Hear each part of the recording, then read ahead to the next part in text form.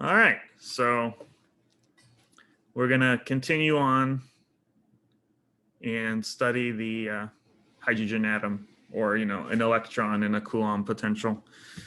And last time where we left off is we were rewriting the Schrödinger equation for the Coulomb potential in such a way that it was just a ordinary differential equation with no more units or constants. It was just a pure we converted it to a pure mathematics problem. And where we left off is we saw that the differential equation in terms of a rescaled coordinate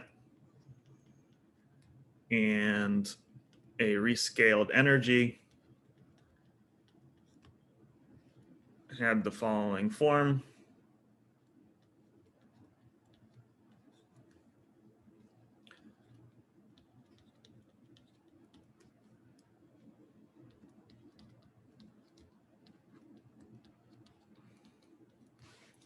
So these different pieces should look somewhat familiar. This part here was the kinetic energy after a proper rescaling. Remember that this part, the L part, had to do with the fact that we diagonalized already in the angular space. Remember, the kinetic energy is the momentum squared, and in spherical coordinates, there was a piece that depended on just the radial coordinate, and then a piece that depended on the rotations, the angular part of the spherical coordinates. And we could already diagonalize that by choosing our wave function to be a product of a spherical harmonic times something that just depends on a radial coordinate. And that's what these V's are. They're just the part that just depends on the radial coordinate. And remember that in terms of the quantum numbers, this radial piece can only depend on a principal quantum number, which that comes from when we actually solve this and try to normalize the wave function, and we'll get bound states.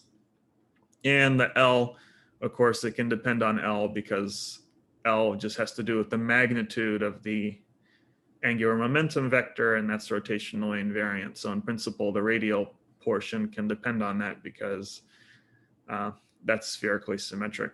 The L quantum number doesn't have a preferred direction or anything. It just tells you about the magnitude of the angular momentum. So if it's a very large angular momentum, remember that what that looks like in terms of the potential in the radial coordinate is that stuff gets pushed away from the origin. If you're spinning around really fast, then your wave function tends to be pushed out away from the origin.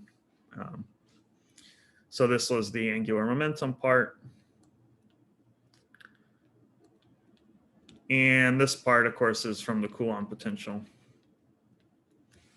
And we define this rescaled energy in such a way that these guys are positive. That was a convenient thing. That's why we have the minus sign, because we know the Coulomb potential is negative, so all the bound states have negative energy, and we just want a positive constant there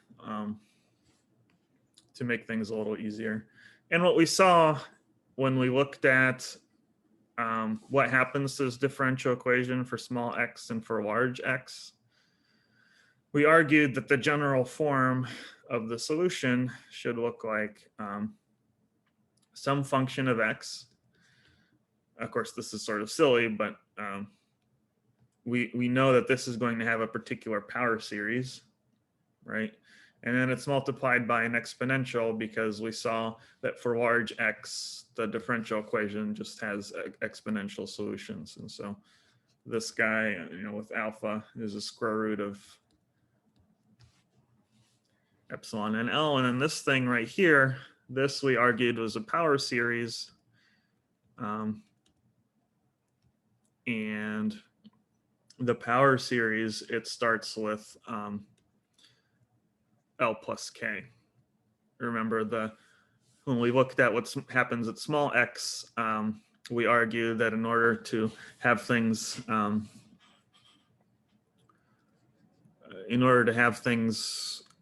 balance correctly when and not blow up when x is really small, and these terms dominate, right? A small x, this 1 over x squared will be dominated over this 1 over x. We argued that the only way that'll work is if the smallest term in the Taylor series is L plus 1. You just go back to last class. That's sort of what we discussed. So that's where we left off is, we argued that this is the form of the solution. F is this Taylor series with this particular first term, L plus 1, and all the higher order Taylor series terms. And there's also an exponential due to the fact that at large x, the solutions have to decay exponentially because we're looking for bound states. And at large x, again, this differential equation reduces to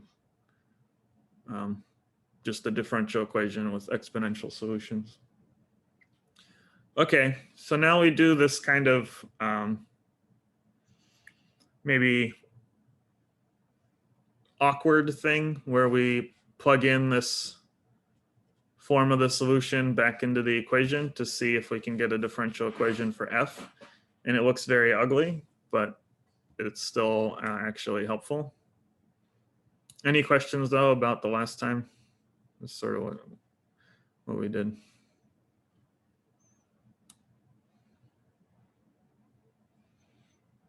All right, so if you substitute f back in, what you get is a kind of ugly differential equation for f. I guess I think I wrote down this differential equation also last time. Yeah.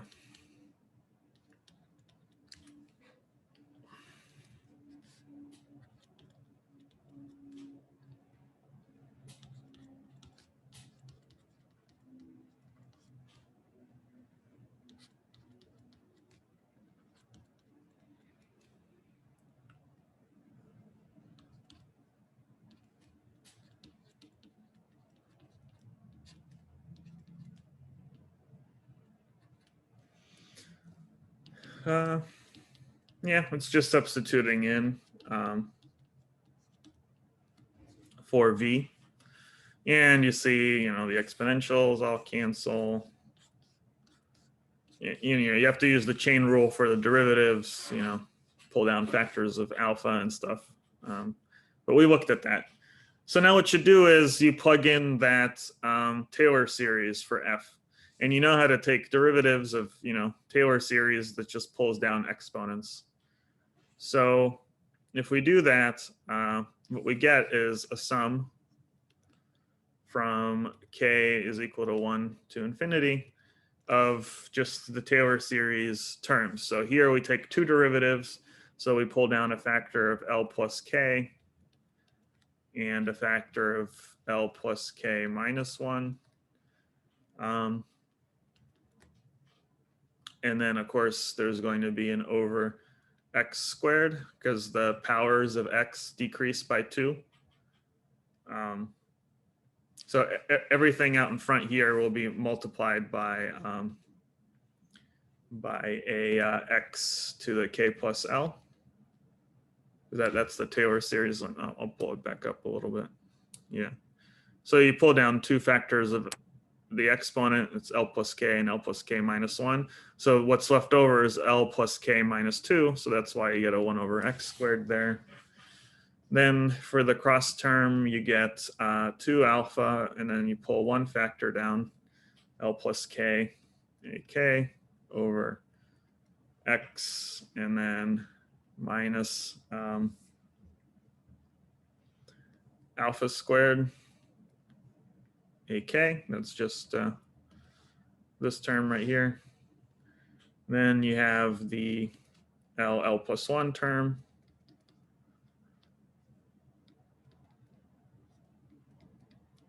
And then you have minus, you have this guy, 2ak over x.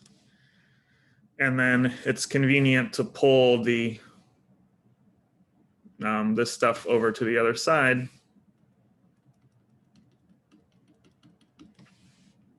So you get plus epsilon and L,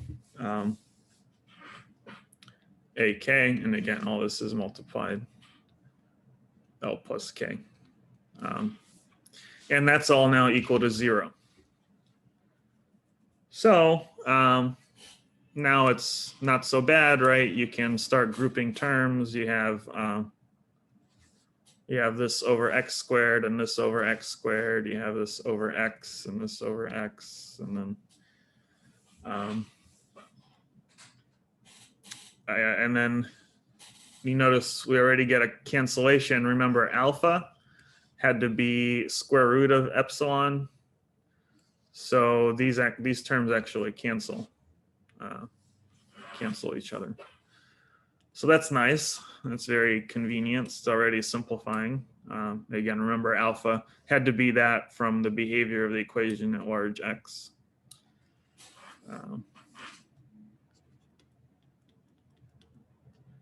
And now you have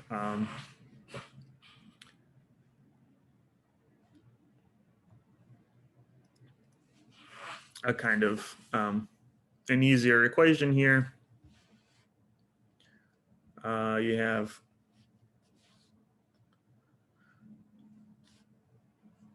the stuff that's over x squared, so that's L plus 1 minus L plus K, L plus K minus 1 here, and that's all over x squared. It's multiplied by AK. And then you have the stuff that's over x, that's 2 alpha L plus K.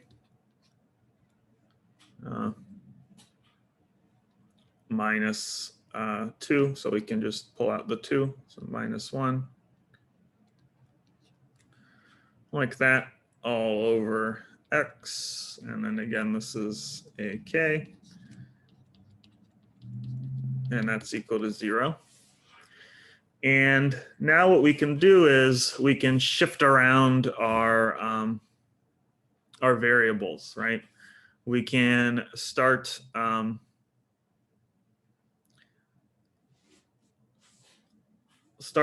playing around with the K, for instance, and we could reindex if we wished.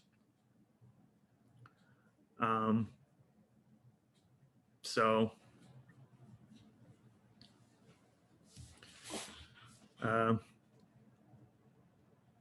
let's see here. So first of all, this thing simplifies up here. This thing up here, this thing is equal to minus K minus 1, K plus 2L. That's just simplifying it. And then you see this thing vanishes when K is equal to 1. You can sort of see here, if K is equal to 1, this becomes L up here, and then this becomes L plus 1, and that cancels this. So the first term that kind of is non-zero there is the K equals 2 term. So we can re-index everything so that this K is just incremented by 1. So what we can do is we can rewrite the sum. And since the K equals 1 term vanishes, we can just add plus 1 to all the K's here. And what we would get is minus K, and then K plus 1 plus 2L in the denominator. Here it's x squared. Here we get a to the K plus 1. And here we just get a factor of x because we're going to add 1 to the K over here. So that's kind of convenient. And then the rest of it is the same. We'll leave this part alone.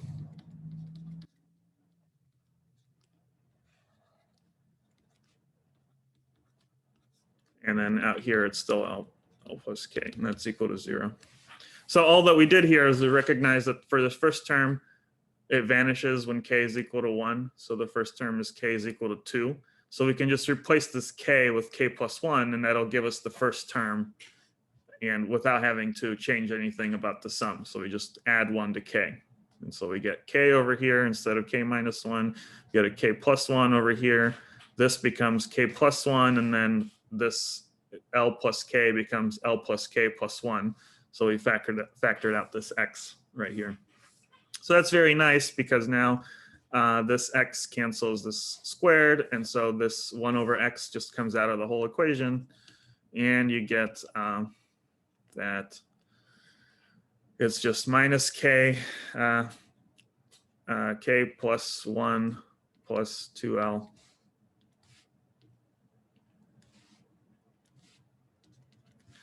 And then you have the A to the K plus 1, and then just this stuff.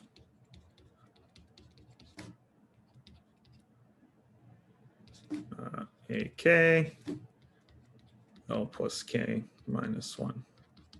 And that's equal to 0, and it has to be 0 for any X.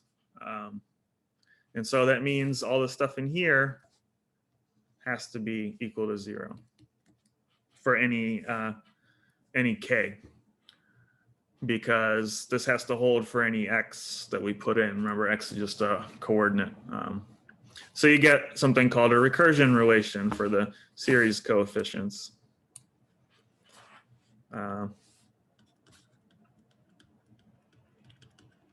It's called a recursion relation because it gives you the next coefficient in terms of the previous coefficient. See, there's a K plus 1 and a K.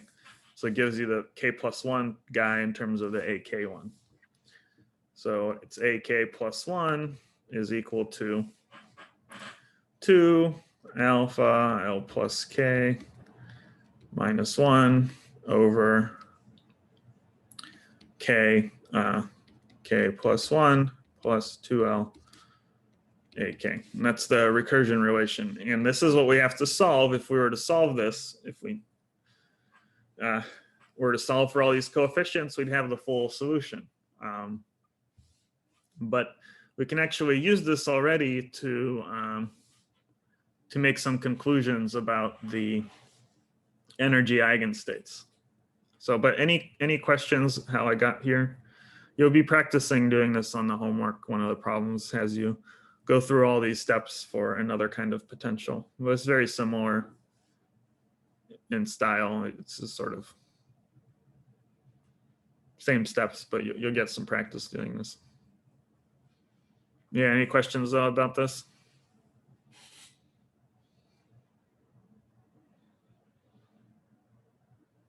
Again, it's very common for these series solutions to have these tricks where you reindex things in such a way that what you're trying to do here is pull all of the x's out until it's just some power of x times some coefficient.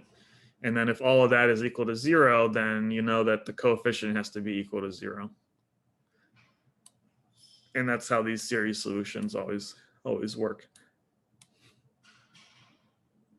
And you see, this was actually a very wise choice for the form of the solution because it ended up giving this nice cancellation between the epsilons and the alphas. So we don't even have the energies in here anymore. It's very, very nice. See, it might not be obvious why this is a good choice to see this is an arbitrary function. We could have just said, well, let's suppose V is just some power series. And we could have tried to do that, but then see, it wouldn't work because you wouldn't get this cancellation. So you try to use all of the things at your disposal regarding this equation. So you look at it for small x, for large x, and you make as many conclusions as you can for the form of the solution. And then usually when you plug in this form back into the equation, you'll get a much simpler equation which lets you solve the whole thing. That's how these exact solutions often go. This kind of procedure, I think it's called the Frobenius method,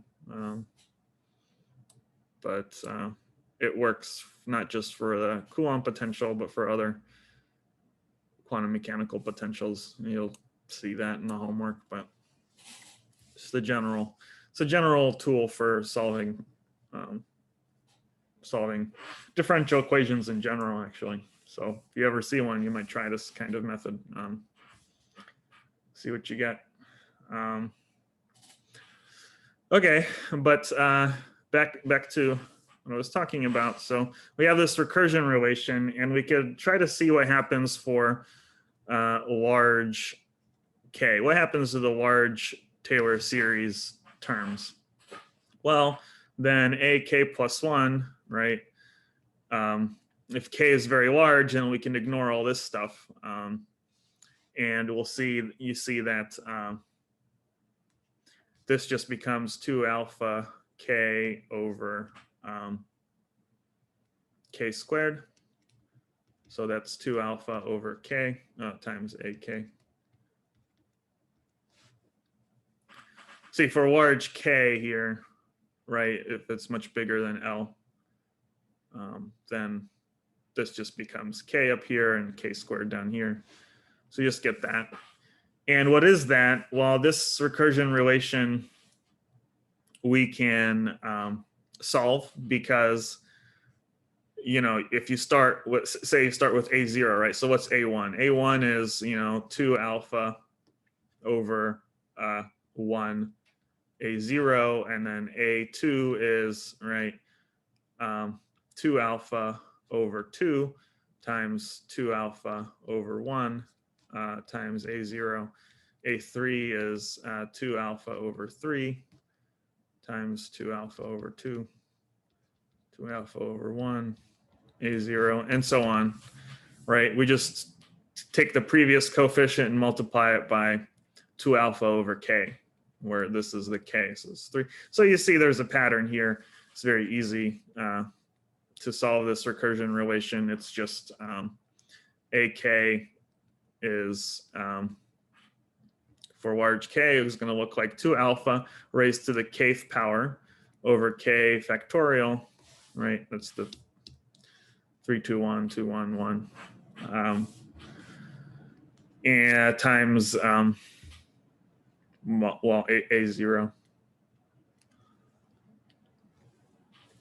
So, or if you want, I guess technically speaking, we would start with we would start with A1 because because k starts with 1 up here. Anyway, the point is that the point here is, even if this I guess this is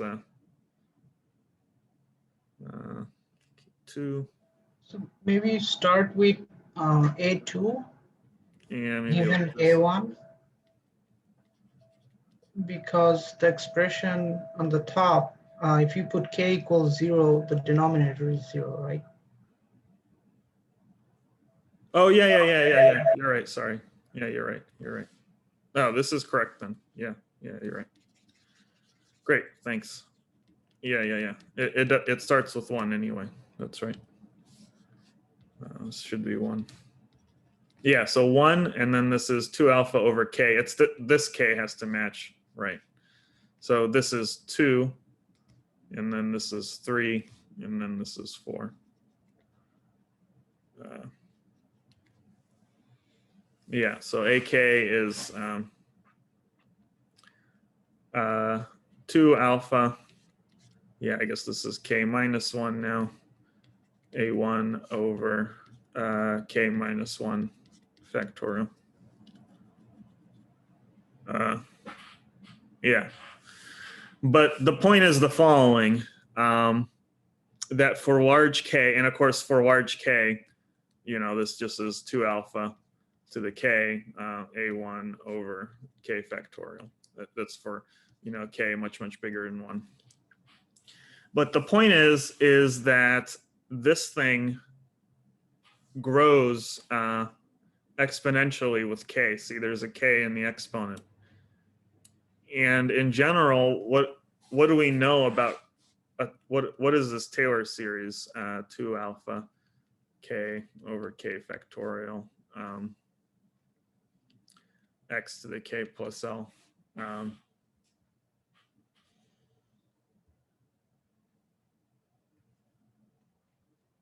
Times a1. What kind of function is this as a function of x?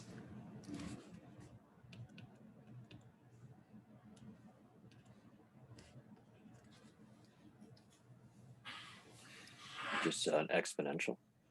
Yeah, exactly. Exactly. It's an exponential. This thing is proportional to, you see, there's a 2 alpha x raised to the k power. And remember, a Taylor series for an exponential is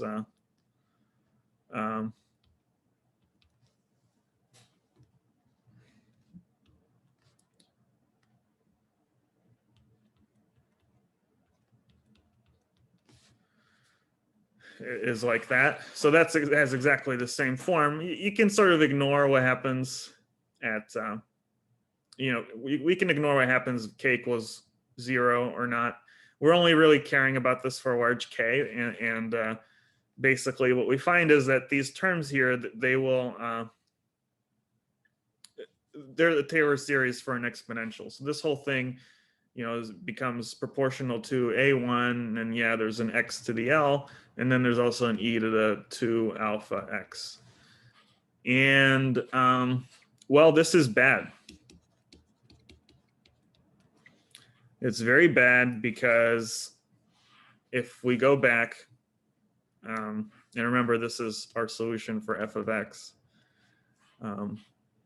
If we go back to our ansatz here,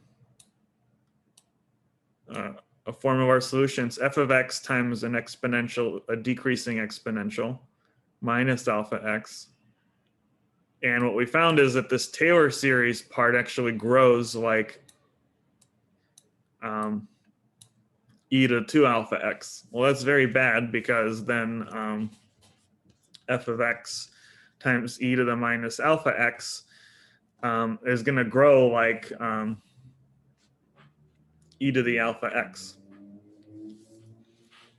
And that's not good. It's not good because we defined things in such a way that we're trying to find bound states, right? We're trying to find wave functions that decay to 0 far away so that they can be square normalizable. So it's not normalizable the wave function. And so what's the solution? Well, the solution is that you must not be allowed to get to large k. The solution is that this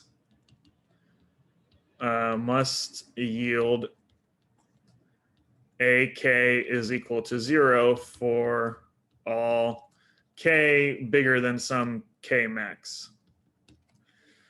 Because otherwise, if we're about to get to large k, then then this argument, this calculation will work and we'll indeed get a solution that, blows up exponentially. So in order to prevent this from happening and from this argument working, you must have that this just terminates at some point. And something very similar happened when we looked at the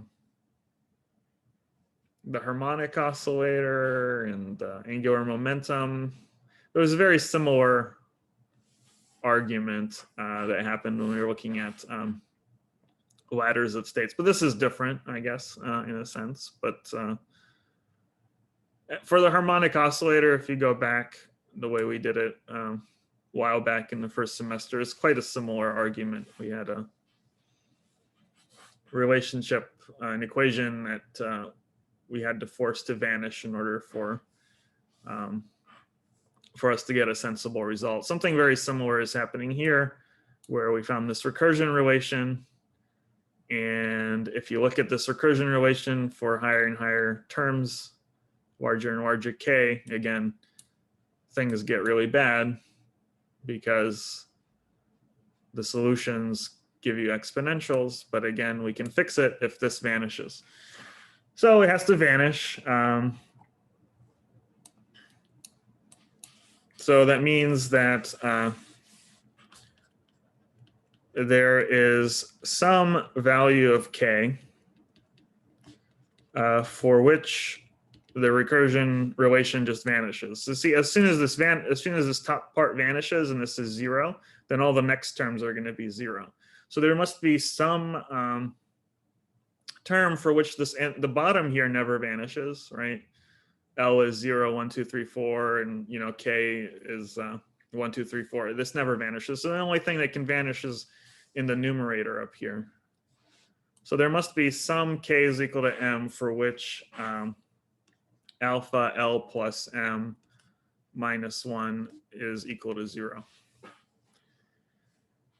And that's our energy quantization condition.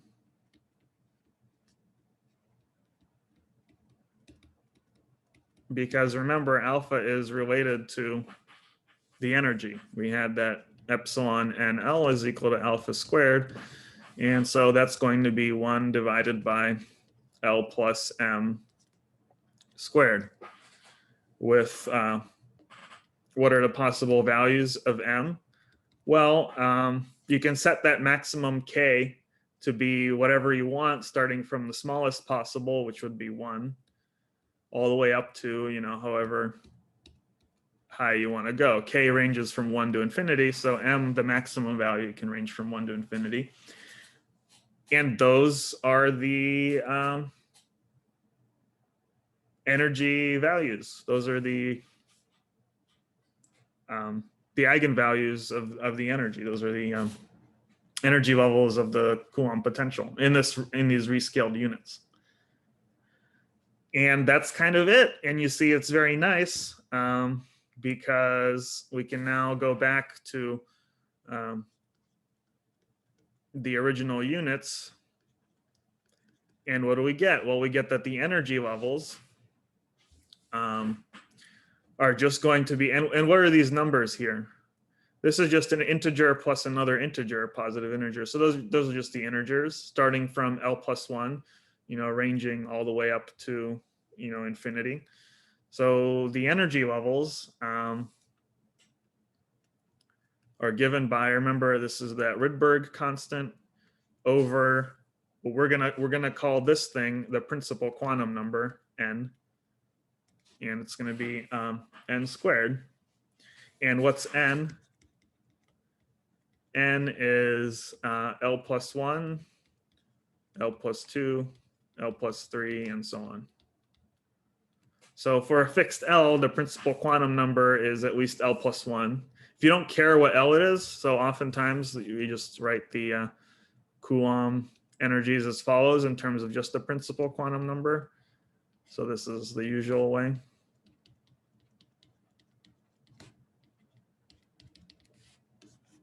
And these are the Coulomb energy levels.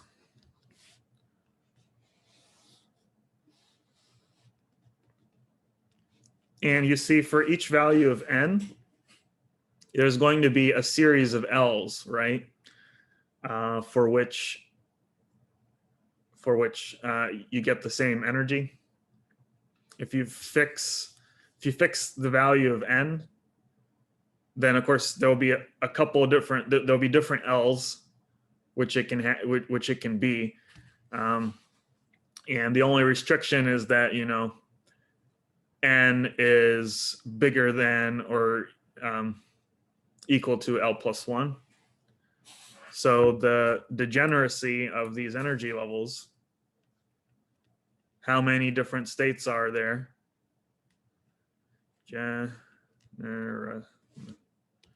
So the degeneracy of these energy levels is as follows.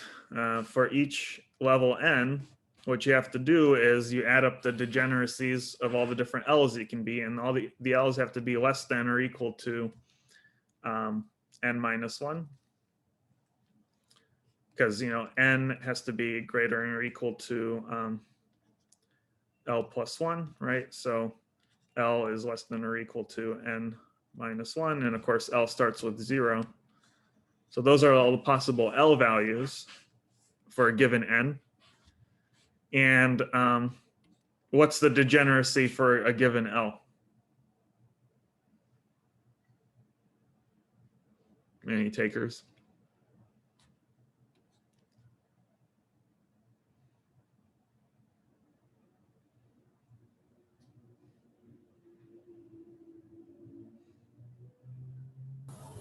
L plus 1. Yeah, that's right. There's, well, almost, yeah, it's 2L plus 1, right? This is just the number of M's that you have for each L. Remember that your eigenstates are also eigenstates of angular momentum. So if you have a fixed L, there's 2L plus 1 different M's that correspond to it. So that gives you 2L plus 1 different states from the M quantum number. So again, this is how it works. The energies we found depend on just this combination L plus M, right? And M can be anything. So if you fix that combination, you ask how many different L's correspond to that number. It's all of these L's that range between 0 and n minus 1. So you have to sum over all those to get the number of different states. And for each one of those, there's a set of M's that correspond to that L. And so you add all those, and you can do this sum. It's a discrete sum. You get that the degeneracy grows like n squared.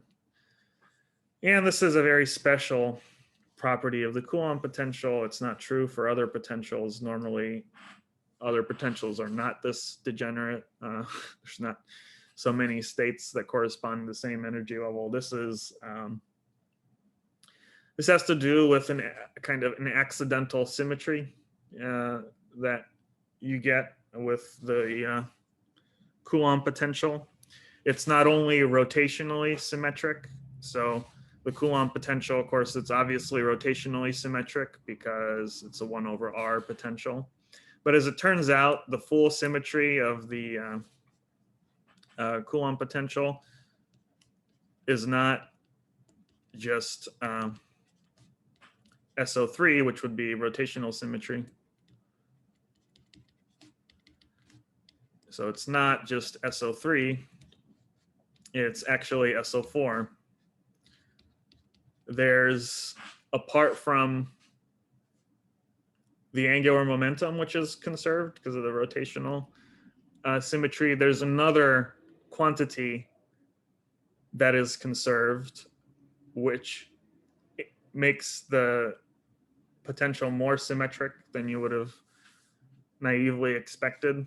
And that extra quantity that's conserved is something called the Lentz vector. And it's a weird quantity. It's a vector operator. It's given by 1 over 2m. And then it's a combination of the linear momentum and the angular momentum operators in this funny cross product. And then there's also, of course, the charge. And this is the r hat operator. It's the direction in which the electron is relative to the nucleus or the center of the Coulomb potential. So there's this extra conserved quantity, and you can show that the Hamiltonian commutes with this operator, this A operator. And a lot of quantum mechanics classes, they have you solve the Coulomb problem not by doing it this way with the series method, but by using this Lentz vector. But it's very tedious. I prefer this because this gives you a general way of solving all kinds of differential equations, all kinds of potentials, whereas doing sort of commutation relations with the length vector is quite tedious.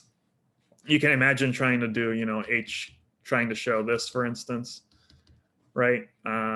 Explicitly, it's going to be pretty bad, right? You have these angular momentum operators, which you have to start commuting with p squared, and it just gets pretty bad. So, but I had to do that as a graduate student, but I won't make you do that. But anyway, yeah, that's the hydrogen atom. We sort of that's the solution. These are the eigenstates. We know that we can write down the wave functions if we want. If we go back to the definition of how we defined these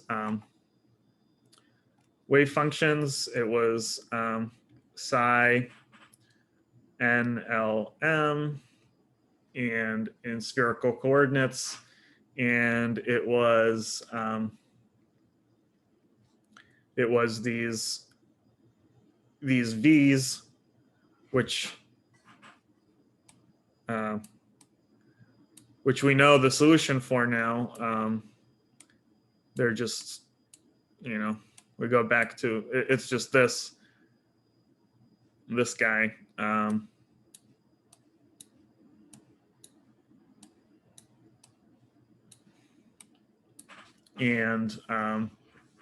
So it's those V's, and we remember we rescaled things.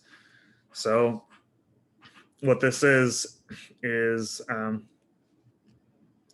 those V's divided by, and this is as a function of X, and X was a rescaled variable. It was R divided by the Bohr radius. And then this was divided by X. We had so there's like an extra, this kind of guy, and the other thing out in front is of course the YLMs, the spherical harmonics.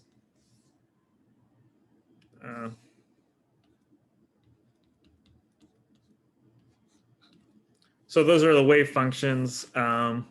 Of course, to get the V's, you have to solve that recursion relation, but you can do that, right? If you fix an N and an L, right, then that gives you that maximum value of K that you have to solve for, for which, remember the N is kind of set by that largest value of K that you go to in this recursion relation. And then after that, you can try to solve this recursion relation just manually, starting with like the lowest term, just getting a set of equations for all the A's up to that maximum value of A.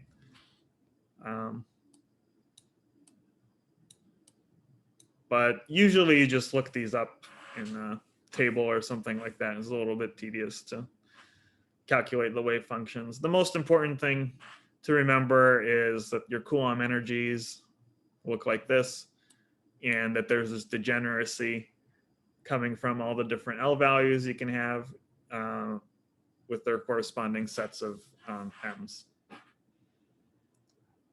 And that's kind of it. That's the hydrogen atom, the Coulomb potential. Any questions about that?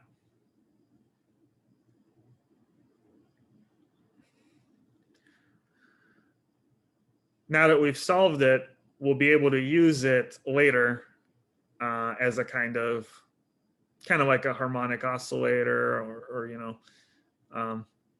square well, where we know the exact solution, and so we can do a more complicated problem where maybe we put the electron magnetic field or something. We'll be able to use this exact solution to expand around it and do perturbation theory or something like that. But yeah, and again, you'll practice doing this solution for another potential called the Morse potential.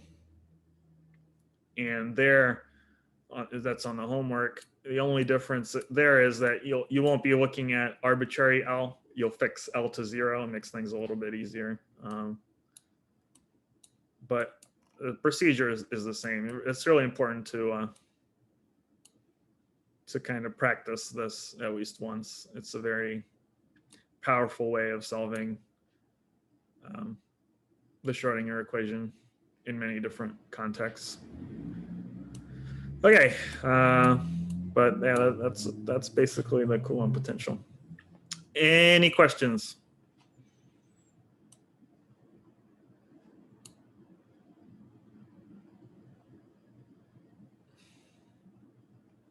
I think last year we did a problem that you could show that if the Coulomb potential is a little bit different, even say you, instead of 1/r potential, this Coulomb, say you like added something, like you messed it up a little bit and you added like a over x squared, something that decays even faster in 1/x. But say you added this to the potential, just perturbed the Coulomb potential a little bit. What you would find is that when you do the series solution, what happens is you no longer get that your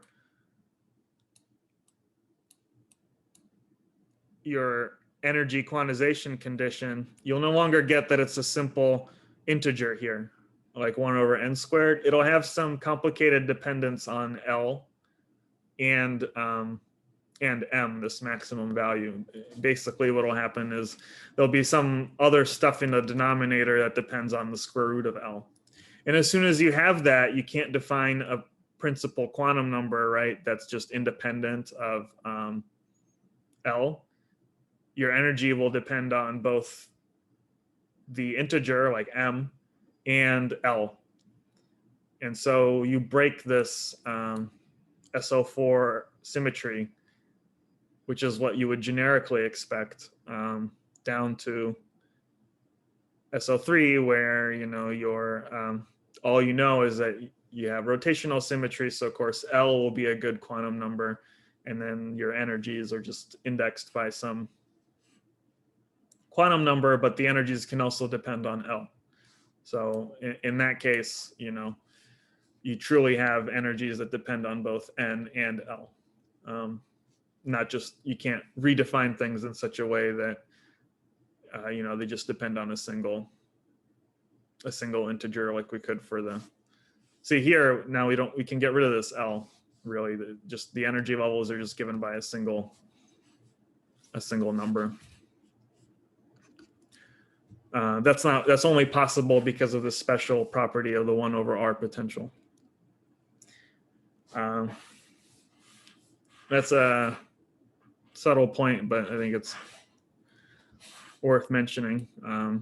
It's kind of interesting how symmetries play an important role here in the background in getting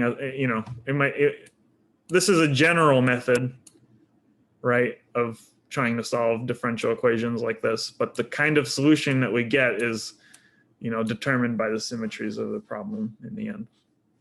So that's why in a lot of classes you sort of start with the symmetries and you try to solve the problem using the kind of operator method. Instead of solving a differential equation, you try to find all the conserved quantities, and that gives you a different way of solving the hydrogen atom from the point of view of symmetries. But then you have to deal with this extra conserved quantity, the Lentz vector. Okay, I think that's all I wanted to say. There are no more questions. I wanted to pause here again a little bit and just tell you about this stuff because I don't know, because it's important, I guess. It's the sort of major example in quantum mechanics, major application, the Coulomb potential. All right, anything else?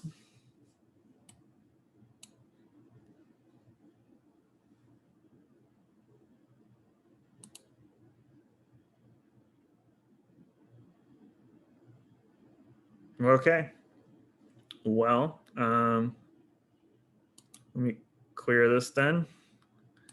And now we're going to do some fun things. We're going to talk a little bit about molecules. So how would you solve a molecular problem? Well, in general, or like, how would you do chemistry, right? How would you do the quantum mechanics of electrons inside more complex situations, like if you have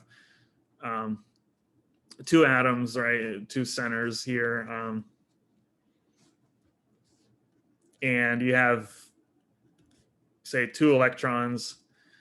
Well, if you were to do a problem like this, try to like figure out the quantum mechanics of this, it would be complicated, right? You would have a Coulomb potential, you know, between each electron and its kind of center and its atom, right?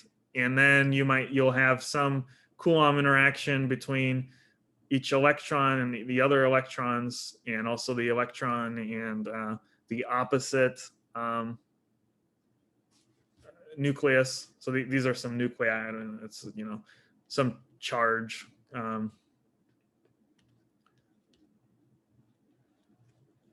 Some positive charge there, and you're looking at what happens to the electrons that are bound to these nuclei, trying to figure out like what happens to the electronic structure in a molecule, you know, if you have multiple nuclei like this. So in general, it's complicated as a quantum mechanical problem because there's all sorts of coordinates running around. There's this R1, R2, then there's the distance between the two electrons, R12. If you call this atom A and this one B, then there's a distance between the first electron and the B atom.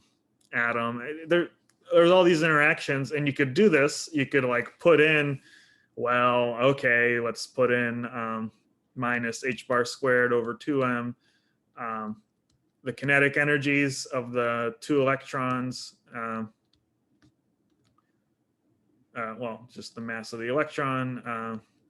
This is the kinetic energies, and then you could start adding, you know, all the different Coulomb interactions. There's the between the two electrons. That's there are two negative charges, so it's, you know, this kind of thing. And then there's each of the individual Coulomb interactions between the electrons associated nucleus. So there's, you know, minus e squared over R1 squared over R2, and then all the interaction terms. And you could do this, and you could, you know, try to, and then this is your Hamiltonian, and you could try to solve it, right? You can try to find its eigenstates and so on. But usually what ends up happening is that the kind of eigenstates you get, well, they'll be closely approximated just by bound states of the single atoms. So like, in some sense, you know, if the electrons stay close to their respective nuclei, right, then your eigenstates will roughly be just the eigenstates corresponding to the bound states of these electrons. And so you can often, and then at most what might happen is that these electrons might have some interaction with adjacent atoms in a molecule. And so that's kind of the basis in which various approximations in chemistry happen. And so what we can do now is just think about some molecules and the electrons in them. So for instance, a nice one to look at is ethylene, which is 2 carbon atoms and 4 hydrogens. arranged in this way. And now we can think about the electrons here. And so each hydrogen will contribute an electron, and each carbon will contribute 4 electrons. Those are the electrons in their outer shells. Well, the hydrogen just has 1, right? But so what will happen? So there's 4 electrons here, 4 here, and each one of these contributes 1. So what will happen is you can actually, and maybe we'll do this later when we talk about, multiple identical particles, we might just solve what happens when you have 2 atoms and 2 electrons, right? And we can solve for the energy eigenstates of those. And what happens there is that you form a bond. The lowest energy state corresponds to a bond. It's called a sigma bond.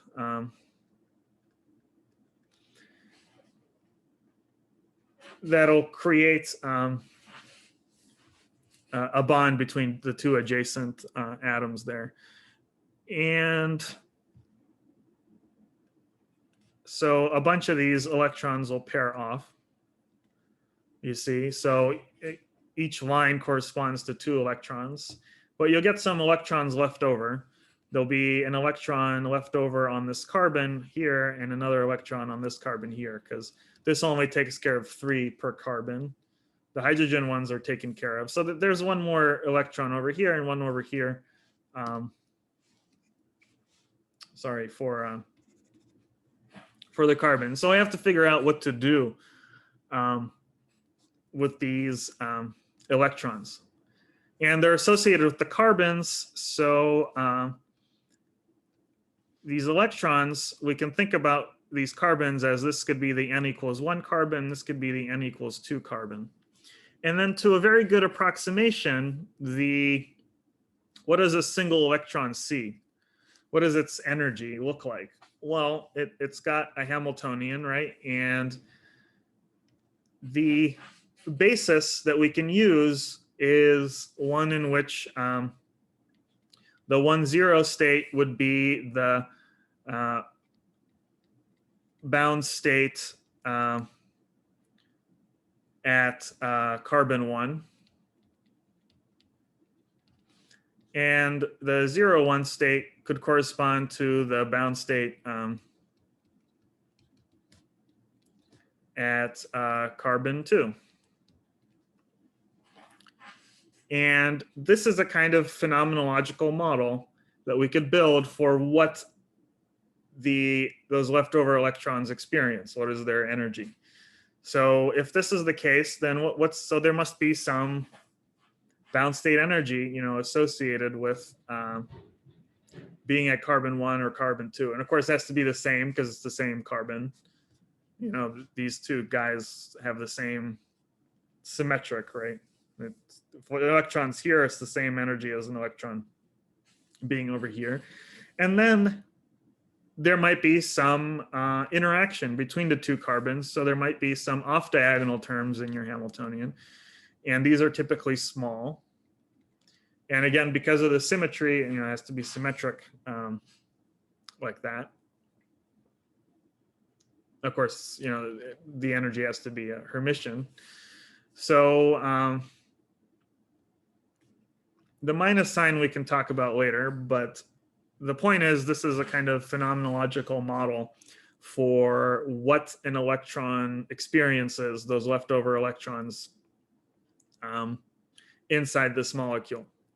And we just write this down and we can immediately see that we get eigenstates, right, that are delocalized. What are these eigenstates? They're phi plus or minus. If you diagonalize this, right, the eigenvalues and eigenvectors are as follows. They're 1 over this. These are the eigenvectors. For if you just diagonalize, it's just a 2 by 2 matrix, right? You just find the eigenvalues and eigenvectors. These are the eigenvectors. You see they're linear combinations of the 2 bound states. One in which the bound states have the same sign or opposite signs. That's the plus or minus 1 bit here. And these have different energies, lambda plus or minus, which is the bound state plus or minus A. So, so what happens here is that, oh, sorry, this is because of this minus sign, this is actually minus plus, minus plus. So what does it mean? It means that when the combination of bound states has the same sign, plus 1, right? You get lambda minus, that's the eigenvalue, and you get a decrease in the total energy. That's you get the bound state energy at a single carbon minus A, right? If we take the bottom sign here, minus, this is plus 1. So what it kind of looks like is that you gain some energy. It's more favorable for you to be in this, for the electron to be in this delocalized state that's a kind of symmetric combination of being on the first and second carbon. And that's it. That kind of explains in this phenomenological model why the electron that's left over here might want to delocalize across these two carbons. And that's for one of them. The other one, we can assume it's independent of the first electron, and so it also delocalizes. And we'll see later on when we deal with identical particles that that's true so long as they can occupy the same state. And because electrons are fermions, if they can't occupy the same state if they have exactly the same quantum numbers. So they actually have to have opposite spins. The electrons, they have to be in opposite spins in order to occupy the same state here, the psi minus state. But we'll deal with that later. But for now, we just can just place that electron in the same psi minus eigenstate, and so that corresponds to the second electron also delocalizing. And that's, if you were to solve the coordinate problem, that's what it would look like, is this linear combination of states would correspond to a kind of wave function between the two carbons that kind of delocalizes across the two and forms what's called a pi bond. And these are the two electrons that were left over. This is the pi bond. And of course, there's the sigma bond kind of in the middle. This is C1 and C2, the two carbons, and these are the pi bonds. And of course, there's the sigma bonds between all the other carbons here. So if you were to write, you were to draw the spatial wave function for these electrons, this is the kind of structure you would get. But you can use this model to study all kinds of interesting molecules. So what's the energy then for the pi bonding in ethylene? Well, there's two electrons, and each one of them sits in that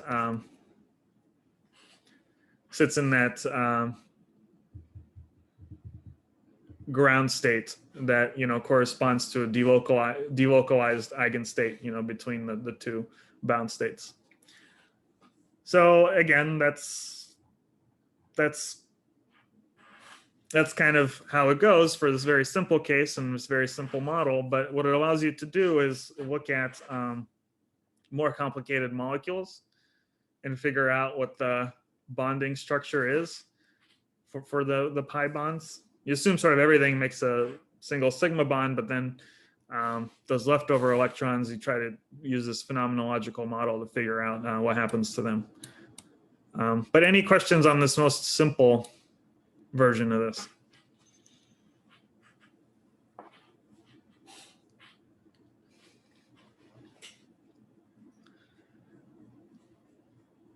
See, the kind of tools we developed for quantum mechanics, this understanding of Hilbert spaces and this connection between different representations. It allows us to do this kind of thing, right? See, it would be kind of hard to imagine how to do this otherwise. we did this funny thing where we're using a basis, right, that corresponds to energy eigenstates, right, of this spatial configuration of electrons. And it's not obvious if you didn't know the basics of quantum mechanics, so you can do that kind of thing, that the energy eigenstates, even if they have, spatial wave functions, what they do, that those form a basis for a Hilbert space that's, has countably many dimensions. In this case, just this two-dimensional, right? Those form a basis for a Hilbert space, and we can use it to understand more complicated situations where you, for instance, have some bonding going on where you introduce these interaction terms to your energies and see what happens then to the eigenstates. And what happens is the eigenstates become linear combinations of your bound states. And those linear combinations describe the bonding between two adjacent atoms in a molecule. So that's sort of what's going on. But again, if you want to do it properly, you would have to do this whole spatial thing. But we won't do that. Maybe we might do it later. So, okay, let's look at a more complicated guy like benzene. For benzene, you have 6 carbon.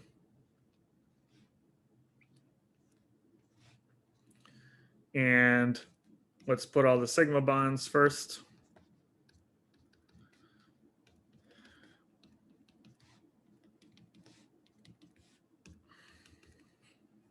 Okay, and now each carbon has an electron left over, so it has to go somewhere. So we might imagine maybe it forms, pi bonds in this way, right? Now everything has 4. But there's also another way to do it, which is, of course, if the pi bonds form in the opposite way, like that, that's also a possibility. So we might wonder if, maybe this is how a benzene is, but we can actually figure out what happens with benzene because we have at our disposal this phenomenological model, right? We can say, well, what's our eigenstates? Well, these are the bound states, or this is our basis. This is our basis. It's the set of bound states at carbon N. Then we can label them, 1, 2, 3, 4, 5, 6. And what's the Hamiltonian? Well, the Hamiltonian, what should it do if it acts on one of these bound states? Well, it should spit back out the bound state energy, but then there's also the hopping terms, and each carbon has an adjacent carbon to the left and right, and so there's a minus a phi n minus 1 plus phi n plus 1, where we assume periodic boundary conditions, n is equal to 0, 1, 2, 3, 4, 5. Yeah, maybe we'll start with 0. 0, 1, 2, 3, 4, 5. And it's periodic in the sense that, if you do phi minus 1 would just be n equals 6 and so on. It just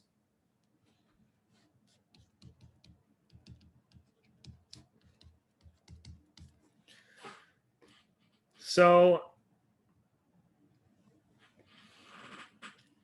and you could even write this out as a a 6x6 matrix if you wanted, right?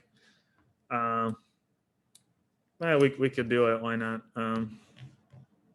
It's a little bit ugly, but so the first carbon, right? So there's 6 entries on the diagonal, and then there's adjacent hopping, right? And the first guy interacts with its left neighbor and its right neighbor of its periodic boundary condition. So the A is over here. This for the left side and the right side. This guy, there's hopping left and right, and same thing here. So it's this is called a tridiagonal.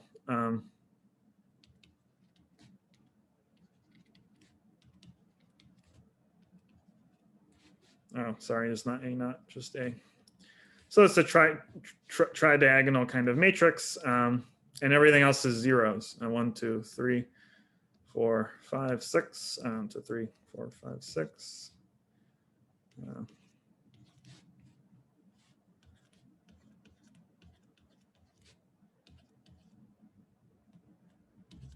Yeah, just looks like that. Each carbon atom interacts with its left or right neighbors. And you get this minus A hopping term, and then at the boundaries you get periodic boundary conditions. So the first carbon interacts with the sixth, and sort of and vice versa there. So it just looks like that, and what you want to try to do is just solve for the eigenvectors and eigenstates, right, and see what the lowest energy is. And that lowest energy will correspond to the ground state of the electron and then so remember, this is what a single electron sees, right? It can hop around that ring. This is what the single electron will see.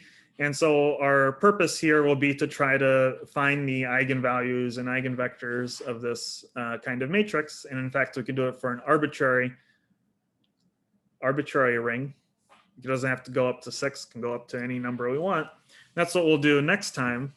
But hopefully you see the idea here is we choose a good basis for the states of your electron, and then we postulate a kind of phenomenological Hamiltonian which describes the energies of those bound states, which is our basis. And then also there's off diagonal terms which correspond to hopping between adjacent, or the interactions between adjacent atoms in a molecule.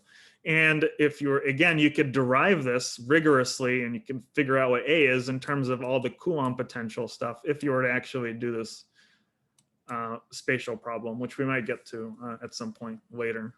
But for now, it's kind of fun to just do these finite dimensional quantum mechanics to just see what we get, see if we can understand the benzene ring.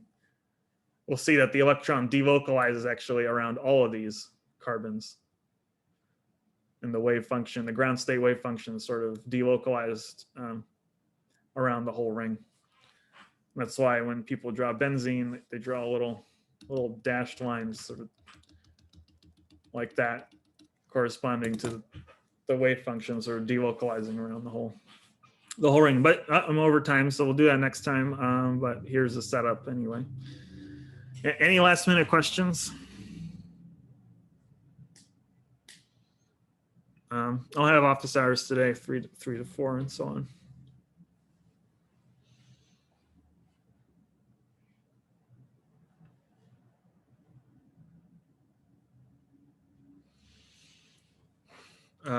Okay, so I'll stop recording.